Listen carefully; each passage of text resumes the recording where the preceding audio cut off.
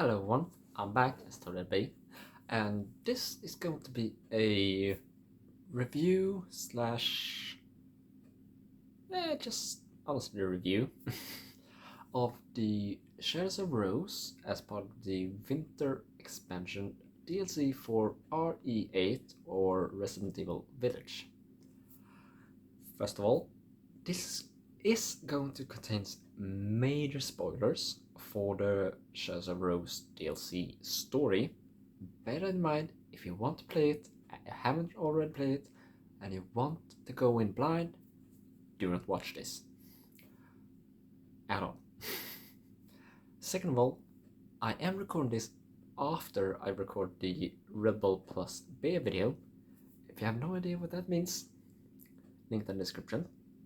I recommend watching it, if nothing else, just to understand why this video may be somewhat incoherent. I think it'll still be coherent, quite coherent. But if it at any point feels like not, that's why. And I may be taking small sippy sips.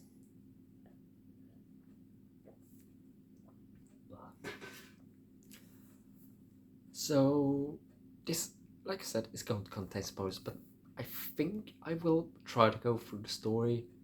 First of all, in the order that it's told, so I won't bring up the more spoiler-y things until they're relevant and or made apparent in the story. So this expansion, as I'll call it, or DLC,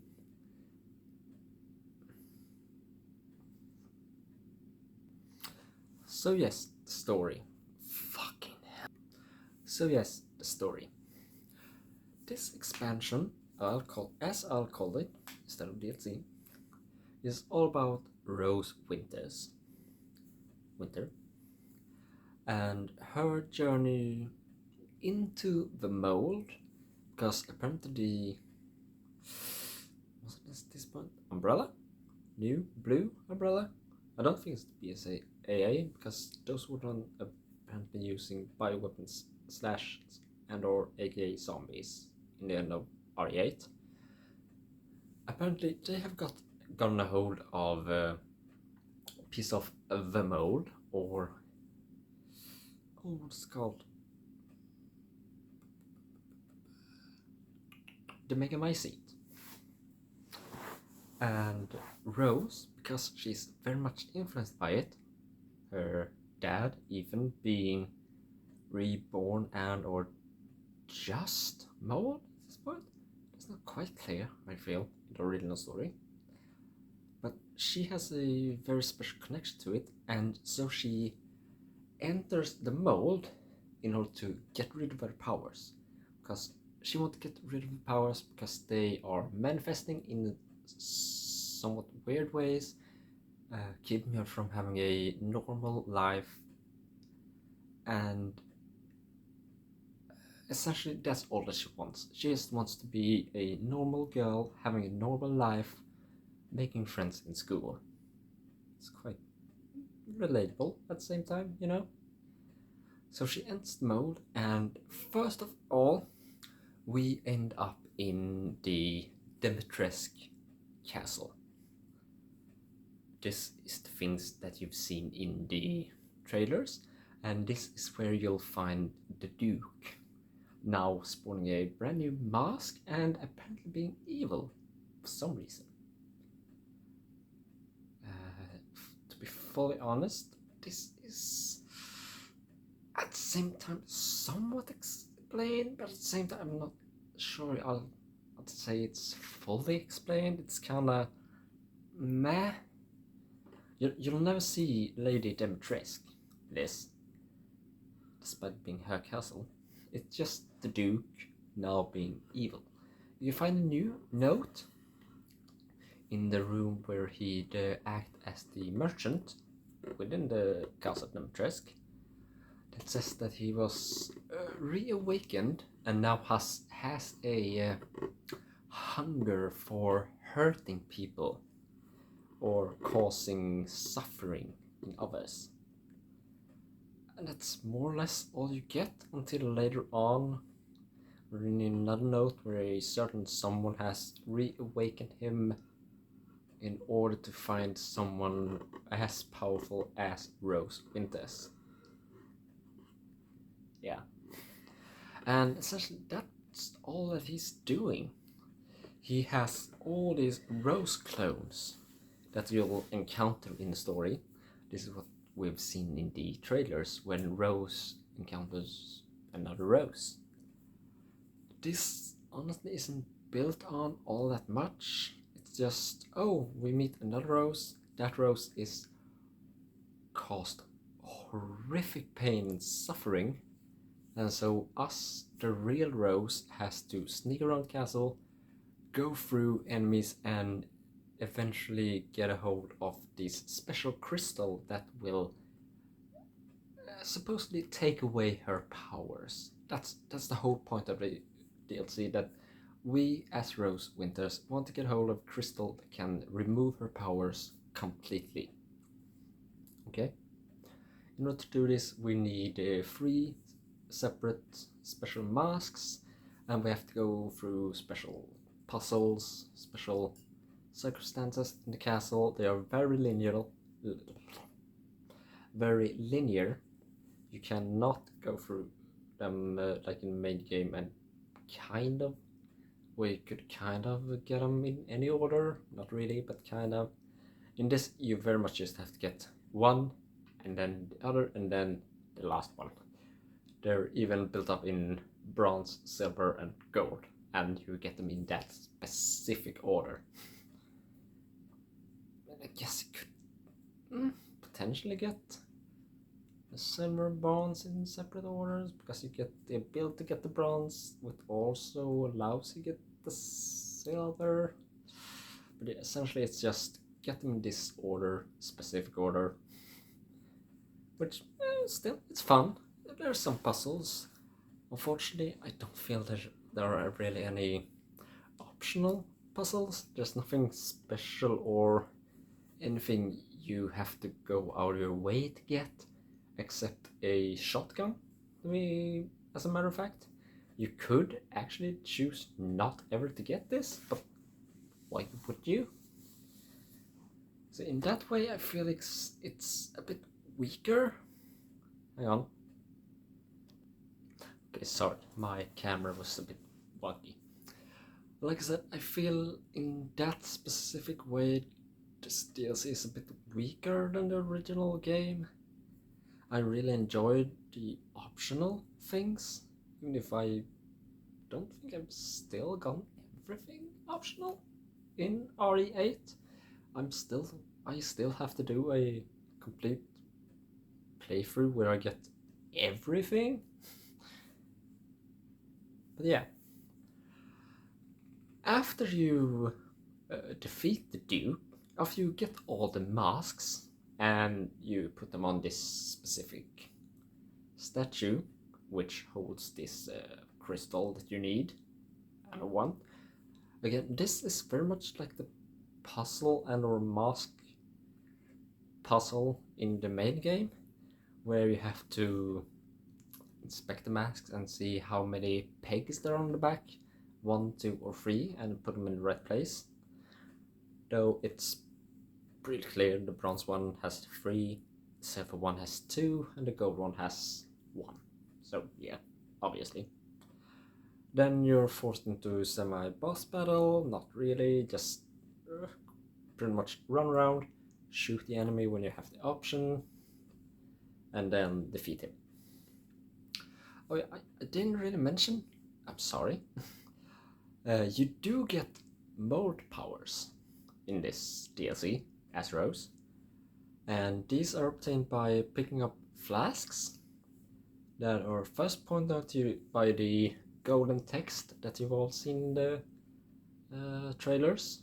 Surely you never worked out who or what that may be. That's such a surprise. Just wait for it. It's gonna blow your mind. But yeah, first of all, it tells you to grab this, and all of a sudden you can, because yeah, this is pretty important. when you're going to get the first mask, the bronze one, it's blocked off by one of these bulbs, mold bulbs, kind of, that you just can't do anything about. You can't shoot it, you can't do anything.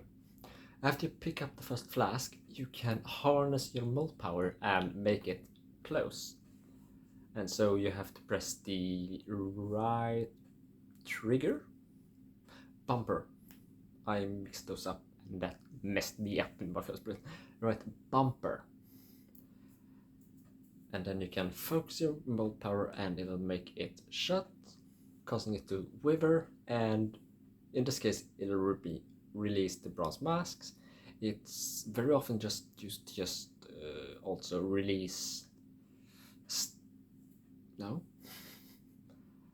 vases inside the Temptress castle, breaking them and thus giving you ammo or healing items. Very much like in the first game, but this time you don't have to shoot and or cut them with a knife. You never get a knife, I don't think. No, you don't. That's weird. You just have a gun and the mod powers and a shotgun. Never really thought about that. Okay.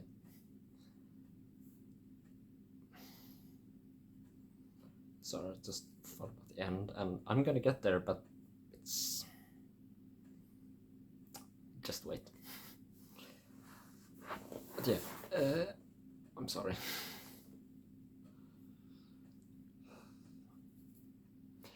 I love this DLC, honestly, and it's mostly because of the ending, but we'll get there. Yeah, you get these move powers by obtaining flasks, and this is part that I'm kind of disappointed with as well. Yes, you do complete tasks, and yes, you do obtain more and more flasks. I think it's 5 all in all, but I feel like they don't really do all that much in terms of progression. Progress your mold powers. I think it's a bit underwhelming, to be honest. I think it could have been a bit better done, to be honest. Maybe you don't have as many, just have them at specific points and really make them count. Because as it stands, you get the first one, you get power, you get the mold powers, you can shut the bulbs, then you're forced actually to go into another room with the enemies, and the enemies in this DLC, there's only really... okay, let's get to that. There's only really one type of enemy, and they are basically the white molded from RE2, the lab. You know, the one that regenerate and really keep getting after you. Only in this game they're not quite that. They are, as revealed later on, actually the Rose clones changed, affected and mutated by the mold. That's horrific, by the way. And what they'll do, as opposed to zombies that'll just bite you, or lichens in the RE8 game, they'll just bite you, attack you, they'll more or less just suck your soul if they get a hold of you. As always, basically, in standard at least, if they get you 3 times, you die, but the first times they won't physically attack, they hold you and more or less absorb your soul. It's a horrific thing to watch. It's awful, but at the same time, it's so cool. I'm just gonna tell you right here. During my first playthrough on standard, it took basically 3 hours, so it's a pretty short DLC. I got grabbed a couple of times. I died like 2 times. I'm gonna get to the second one because that was kind of bullshit. And yeah, while getting your soul sucked out of you is kind of horrible, if you ever die during this DLC, it's horrific. you'll hear Rose scream out in pure and absolute agony. And it's the worst death you could ever experience in an RE game. I'm not kidding, it's... What the hell? What the fuck was that? Okay, I'm sorry, but I don't even know you heard that, but what the fuck? Something just clanged on some metallic rails.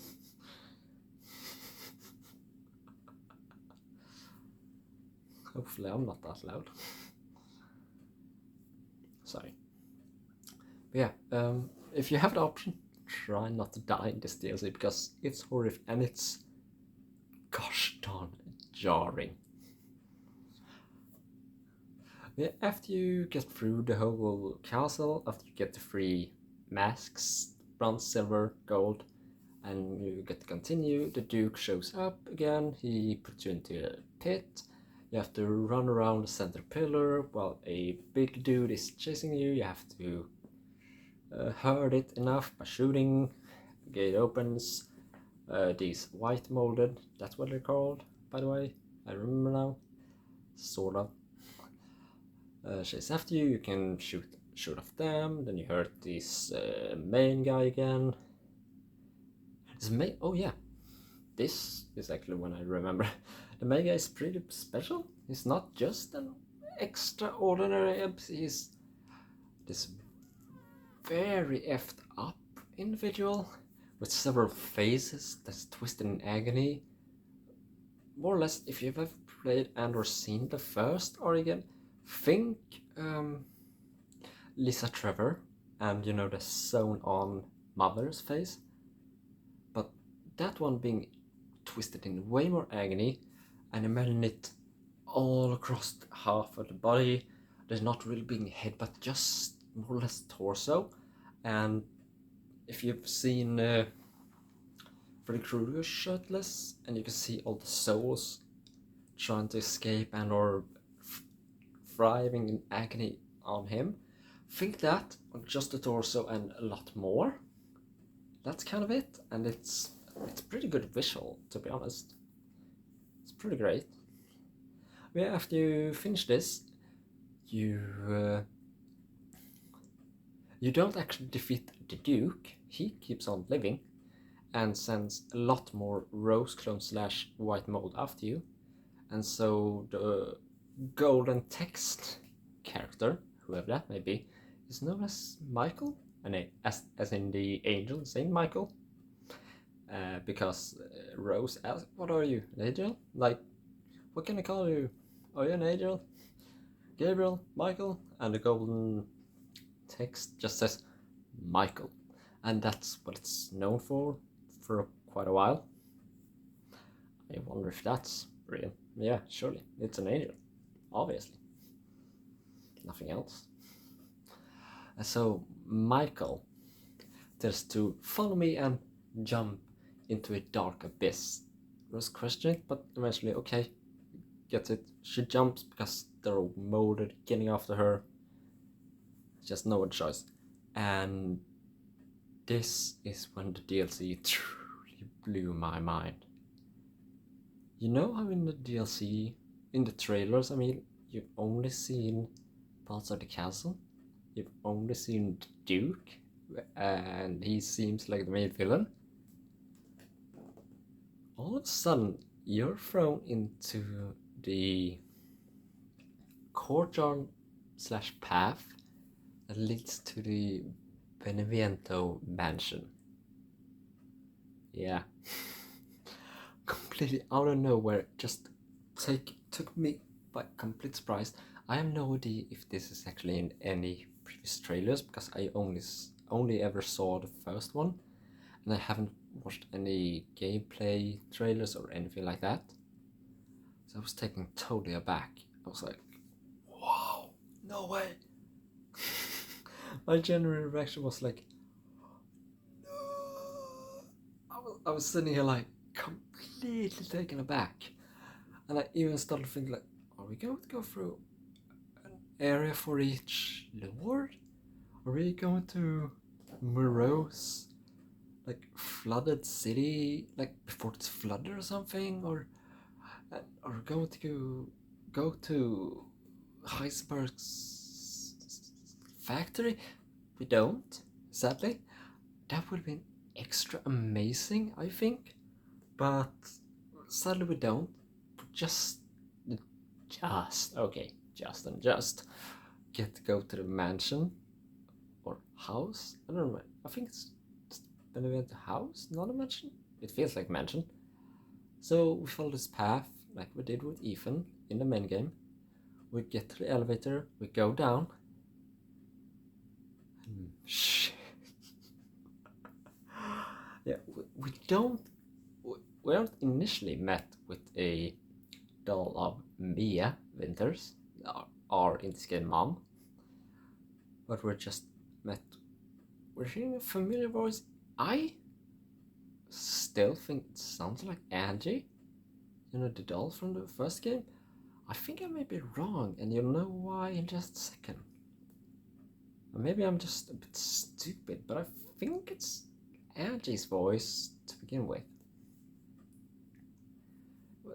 You aren't met with a doll of Mia, you're instead met with a teddy bear that has obviously have something sewn into it. You go through a very small, just run back and forth thing. You get a pair of scissors. That's not really a cutscene, but you use it and you open up the key. Light goes dark. You lose all your items, like in the main game. Now there is a doll set before you. And you have to just go on between, I think it's 2 or 3 different doll sets, using first, you have to place one doll so that you can see. You have to place one doll at one place to complete that scene. Then you're able to pick up that doll again and another. So you have 2, you go to another place, you place those 2 to complete that scene. Now you can pick up those 2 plus the one that was already there. Now you have all 3 and you go back to the beginning, which is in the autopsy room. And this is where it truly becomes the Benevento mansion again. You go back into the study, no, from the main game. All this is the same map as the main game, just different things in it. You go back into the study where you did the picture puzzle. And you do not have to deal with a giant, scary, terrifying baby. You have to deal with the Mia doll / puppet mannequin. Only this time it moves. And it acts like a weeping angel from Doctor Who. As soon as your camera, I think it's also, and or maybe perhaps just Rose's vision is taken away from it, the Mia puppet / mannequin will move. And that makes for some terrifying fucking shit. In my first playthrough, I simply backed Rose up the whole way, because you have to get from the study. You have to go through the secret tunnel where you got the scissors in the main game, you know. Through that, back through the corridors, around the secret way and the kitchen, around the kitchen area, into the bedroom where you would hide under and crawl under the bed to hide from the baby. There you have to get a fuse for the elevator. You have to, gosh dang, turn around in there, let the doll Mia mannequin get in there, then look at her, get out, find out there's another mannequin that will, if you're me, probably kill you the first time, and that's terrifying. Then you realize that you have to actually move your camera, going switching back and forth to make sure that these two are in the line of sight at the same time. And then, yeah, obviously, fucking obviously, this third one that you have to keep track of, eventually, you get into an elevator, I was skipping ahead, and then you're switched into a very tiny version of Rose, tinier than the dolls that'll attack you as Ethan in this part, you know, after you've taken the elevator up and you have to find Angie. Yeah, those dolls are back. They're even bigger than you are, but at least they have spotlight eyes, and this turns into more or less a game of cat and mouse, you know. I'll say it's somewhat akin to Metal Solid, where you have to hide, or otherwise they'll be alerted, and you have to sneak around. Eventually, get the opportunity and power to distract them by using your mold power on special bulbs, but those bulbs are not optional. You have to sneak your way to them in order to progress. And then not only will you at one point have to hide from at this point, giant Mia mannequin, but in the very end you'll also have to run from in your size giant Mia mannequin. And it's fucking terrifying. It's, oh my god. They truly knew what they were doing, just utilizing the Beneviento mansion again.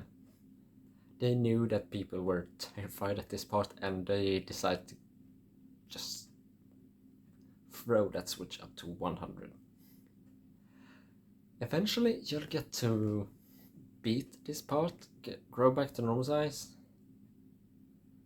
The golden voice takes you back to the Winter's house in order to help / protect / calm down Rose. And in this place, this is honestly so beautifully done. I'm a person who don't really care all that much about the Winter story. I'm not that. I mean, well, it's fun. I don't really care about Ethan and the whole family, but at this point, when you're playing as Rose, who has never actually met her father, she's only heard stories from her mother. There are notes and different things you can interact with, and you'll hear the voice of even his thoughts, because he's a part of the Megamycete, the mold, because he died. So this is the first time she ever gets to hear her dad, and there are so many things, because the whole house is decorated and set up for a birthday party, her half birthday I think it is. The first time she ever hears her dad's voice, and it's somewhat heart-wrenching. It's honestly beautiful. I apparently missed some of it my first playthrough. I left the playthrough, I thought I went around everywhere. Apparently I didn't. But as you eventually get through it, you're really touched, you're moved by it. You're attacked by Evelyn. Yeah. Remember RE7? Biohazard? Yeah. Evelyn is back within the mold. She is very pissed because she was the failed experiment. She was supposed to be the perfect one. You know, remember how Mother Miranda wanted to bring back her daughter Evie? And in RE8 was revealed that Evie was an attempt at this, but it was actually failed. It was very close, but it was failed. She's pissed, especially at Rose, because Rose is the more perfect one. And so Evelyn tries to destroy and defeat you. This is a bit disappointing. I mean, lackluster when it comes as to a boss fight, because she only does her blast back attack. You know, if you remember from the first game when you tried to get at her with the syringe, So you have to hide behind walls and just eventually move towards her. You use the bow power when she's recharging after her wave attack that she does in bursts of 3. But after a cutscene, Rose approaches Evelyn, who is on her knees crying, again sobbing over how she's not perfect. She was supposed to be perfect, but she was shunned. Rose questions what this is all about, and Evelyn attacks again. This time Rose is pushed away by a spirit slash silhouette that speaks to her. Take cover. I don't remember exactly what the shape says. Look out or something like that. And as Rose is falling down yet another abyss, she thinks of it. She realizes this silhouette. The voice that comes out of her is the same voice that was talking during the house flashbacks, her father's memories. So she realized that Michael is her dad. It's Ethan. I bet you didn't see that coming. Yeah, no one did. Wow. Still sweet, kinda. After Rose wakes up, now realizing that her dad has been the one looking after her, she thinks that her dad, Ethan, Michael, has sacrificed himself completely, that Evelyn killed him so that she could live. She goes through the cave from the end of RE Village, where it played as Chris, through where the Megamist was onto the Semrat site, finds the actual crystal, because that has been a thing, both in the castle. In the castle, the crystal that Rose eventually gets is proven to be a fake. The Duke says, you think something that valuable would be in this, was it plane? Phase? Or something? Because apparently it's all in different planes or phases. And as the deeper you go, the more real things get. So in the first one, the Duke question, you really think something that valuable would manifest here? In the second one, Rose, I'm still gonna claim, no, sorry, Evelyn, and I'm still gonna claim, in the voice of Evelyn, will say that she has it. As long as Rose plays with her, she's gonna get it. But then it's revealed by the end as Rose questions her, so you don't have it? No. And then Rose goes even deeper. This is when I got slightly upset and more disappointed it wasn't all the different lords' places. Instead you end up by the end, go through the cave that Chris went through during that small bit of the campaign. Rose finally finds the crystal, she gives up her powers, and Mother Miranda shows up.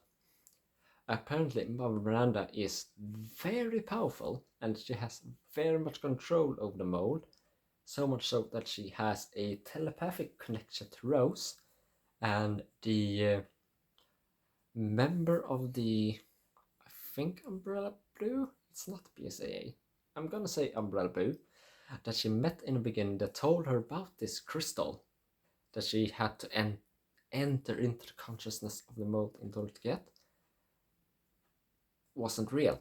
You get a flashback again, and Rose is sitting by herself on a bench talking to no one. She's being tricked by Mother Miranda. Mother Miranda is the one who created the Duke in this version, the one that reawakened him, but this time wearing a mask and having him evil, setting him to torture Rose clones trying to find the perfect copy. Again, that's kind of disappointing, to be honest. Apparently, Miranda wasn't aware, she wasn't intending for Evelyn to be a part of this. She was surprised by her being a part of it and messing with her plans. when I finished, it was taken care of. And then, as Mother Miranda, after Rose has given up her powers, tries to take Rose, Ethan shows up again, and this starts the best part of the game. Because you, as Rose, just need to run. You have the weapons. I never used them. I don't know really why. It felt weird, to be honest. Maybe it was supposed to be harder than it felt. Just run through a bit, following your the ghost of your father, Ethan, who will use his goddamn shotgun as ghost, blasting off Molded, which is pretty great to see. Again, I wasn't ever the biggest fan of him, but god damn, this feels great just to see. Because it's like when you're playing him, but you really get the picture. Oh yeah, this is his character. He's fucking blasting the shit out of this Molded. You eventually get through this. He tries to hold Mother Miranda off. He gets stabbed through his ghost-like silhouette chest. He actually gets more or less manifest. You never see his face again. This is kind of bullshit, I feel, by Capcom. I mean, they have a fully rendered face. We've all seen it by this point, but they're still hiding it through camera angles and or not dabbing, but like the creases of his arm, his shoulder. As he talks to Rose, he just tells Rose to get away what she still can, because he understands that she wants to be a normal girl. Just go while you have a chance. Sacrifice yourself. Don't sacrifice. Fuck me. Save yourself. I'll protect you. But Rose decides to throw the crystal that has taken all her powers by this point. I think I made it clear. She throws it to the ground, regaining all her powers from the mold. And that begins the true boss fight with Mother Miranda. It's very much like the original boss fight as Ethan, but you have control over the mold, which at first you're supposed to be able to use to absorb her projectiles. You know, the ones that you had to shoot as Ethan and or just avoid, the glowing ones, the orbs that go towards it. I could never absorb them. I don't know, maybe I was just too close. That felt like, what the hell? You can, because you dodge using side left stick to a direction plus on Xbox BB, and you'll move either way. Kind of like, I'd say, Dracula or Alucard in Castlevania. You move instantly and you can't be hit by it, by anything. But if you do left stick forward, you'll do a smash towards the ground, utilize the power, and that does massive damage to Mother Miranda if you hit her. And that's pretty great. I feel like this was probably a way for the developers to get people used to. This is my overall thought on the whole thing, and I think this is also why they made third-person perspective available at all, because I think that's just to make people more akin to that before they release RE4 remake in the next coming spring. I think this and the third person part of the DLC was just to get people used to that. I mean, let's be honest here, Resident Evil Village is more or less just Resident Evil 4 with a bit of different content. But I feel like this way of combat with more supernatural element was really fun. I mean, it wasn't all that difficult. I mostly used the handgun because I didn't save all that much shotgun ammo, so it took a bit. Took some time, but it was pretty easy. I never died during the Miranda fight.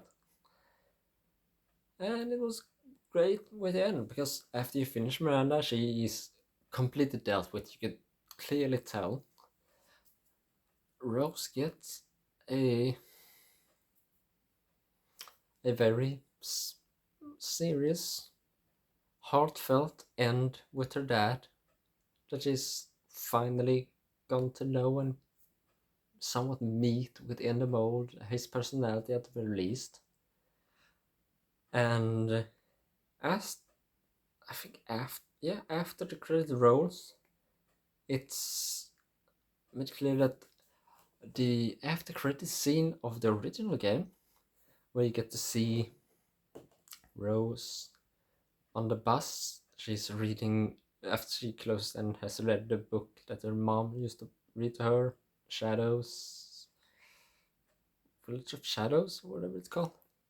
She closes that, and apparently this is after this is all taking place.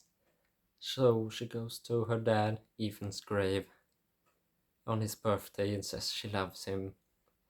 And I feel like this also makes clear why he's actually there in the end. Because if you haven't seen videos, yes, the silhouette slash character in the very end when the car drives off with the agent and Rose, that is Ethan. That is his character model. And I feel like this makes so much sense, because Ethan, despite dying within a mold, promises that he'll always be there and look after Rose. And so this really ties up that story super well. And I feel like it's just so very heartfelt.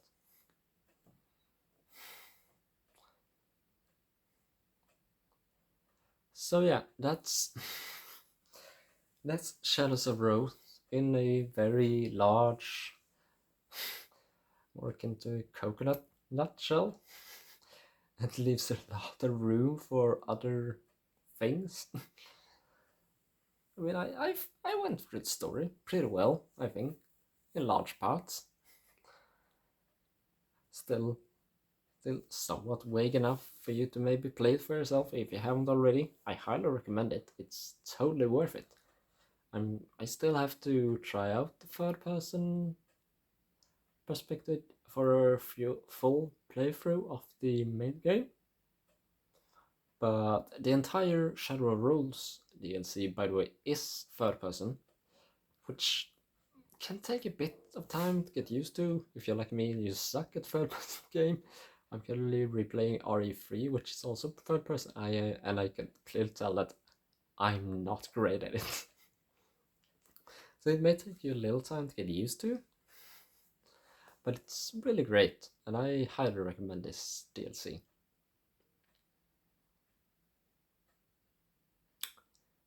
So yeah, I've made it clear, I think. I really enjoyed this DLC, and I am so freaking hyped for RE4 Remake.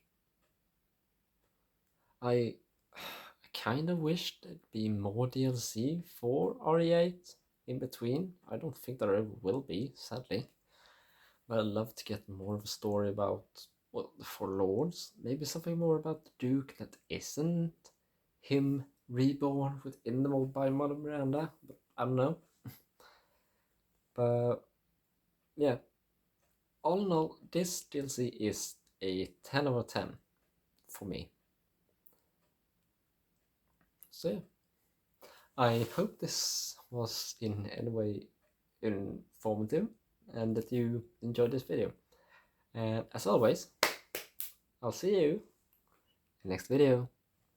Bye!